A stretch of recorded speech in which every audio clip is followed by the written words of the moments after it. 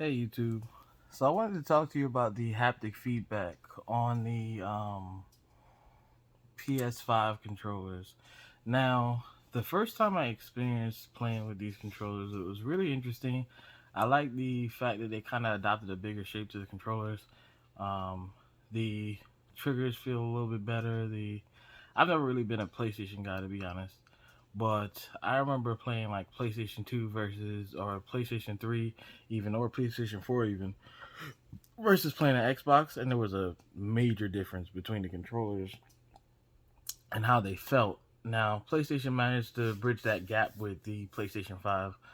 The PlayStation 5 is, especially with the haptic feedback technology, is nothing short of pretty spectacular. Although me being an Xbox guy, the haptic feedback definitely makes a difference, especially if you've never experienced it before.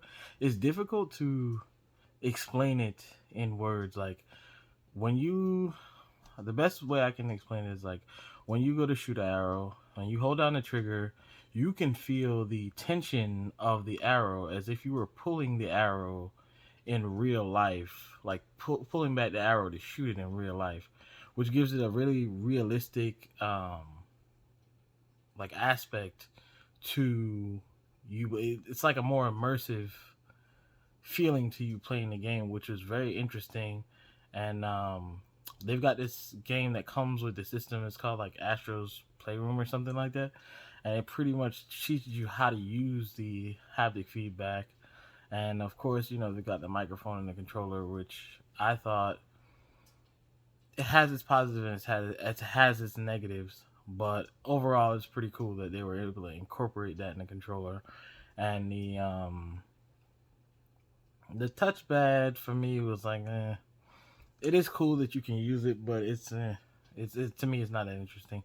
Um, but like I said, that controller is probably one of the better ones that I've seen. You know, over the years. Now the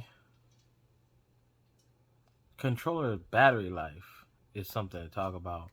Obviously, with all that stuff going on, the controller kind of uh, I wouldn't say it dies very quickly, but anytime I play my PS5, like I can play my PS5 maybe for a whole day, and by the end of the day, usually the controller's dead.